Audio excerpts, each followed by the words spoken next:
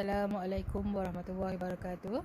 Hari ini kita berada dalam kelas Bahasa Melayu bersama Cikgu Azri Tawani.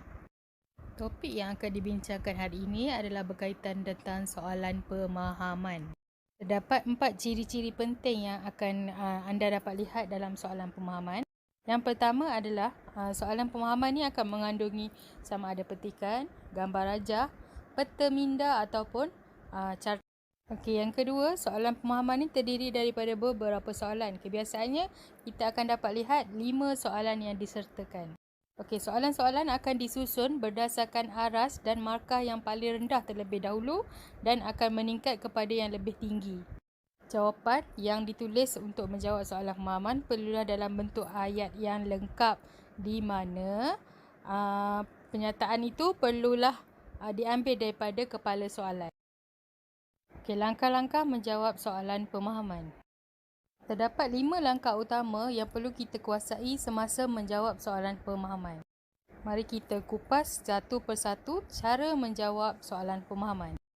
Okey, yang pertama adalah baca petikan dengan teliti. Tak kiralah sama ada kita akan dapat petikan ataupun gambar rajah ataupun apa sahaja, kita pastikan kita membaca setiap aspek yang terdapat dalam petikan tersebut. Kemudian, yang kedua, pastikan membaca soalan dengan teliti setelah kita selesai membaca petikan. Seterusnya adalah kenal pasti kehendak soalan dan kata kunci. Kehendak soalan adalah merujuk kepada kepala soalan ataupun permulaan soalan, di mana contoh dia siapakah, apakah, di manakah. Itu adalah aspek-aspek yang perlu diberi perhatian. Contohnya apakah itu merujuk kepada benda. Siapakah merujuk kepada siapa, orang. Okey, yang keempat adalah gariskan kata kunci pada petikan. Kata kunci adalah merujuk kepada kehendak soalan ataupun apa yang ditanya dalam soalan. Kata kunci ataupun key point adalah benda yang paling penting dalam satu-satu soalan itu, di mana ia menentukan jawapan yang perlu dicari di dalam petikan. Dan yang terakhir adalah jawab soalan menggunakan kata kunci yang telah kita gariskan. Mari kita lihat contoh soalan pemahaman berdasarkan petikan yang telah disediakan. Berikut merupakan contoh petikan yang biasanya terdapat dalam soalan. Okey, langkah yang pertama adalah baca arahan yang telah diberikan. Baca petikan di bawah, kemudian jawab soalan-soalan berikut. Kemudian, baca petikan dengan teliti. Encik Lim ialah jiran kami. Kami berjiran sejak 5 tahun lalu. Encik Lim ada 4 orang anak. Saya dan anak-anak Encik Lim berkawan baik. Pada masa lapang, saya suka bermain piano di rumah Encik Lim bersama-sama anaknya. Puan Lim pula akan menyediakan kuih donat untuk kami. Bapa dan Encik Lim pula berbual-bual di luar rumah. Kami berasa gembira kerana mempunyai jiran yang baik seperti Encik Lim sekeluarga. Langkah seterusnya adalah baca soalan yang telah diberikan. Soalan pertama, siapakah Encik Lim? Soalan kedua, saya dan Encik Lim berjiran sejak bila? Soalan ketiga, saya dan anak-anak Encik Lim suka bermain apa?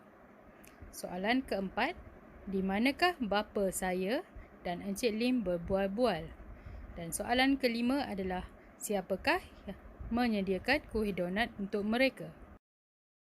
Mari kita lihat cara menjawab soalan. Soalan pertama adalah siapakah Encik Lim?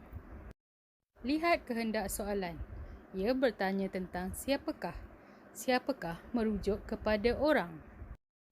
Orang yang ditanya adalah Encik Lim. Siapakah Encik Lim? Mari kita lihat pada petikan. Bulatkan kepada kunci kata, iaitu Encik Lim.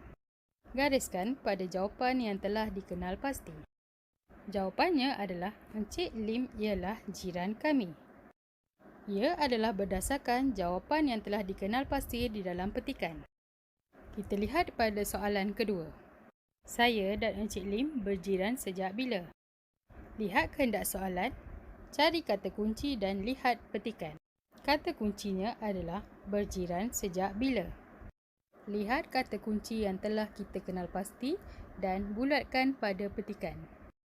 Gariskan pada jawapan yang sesuai.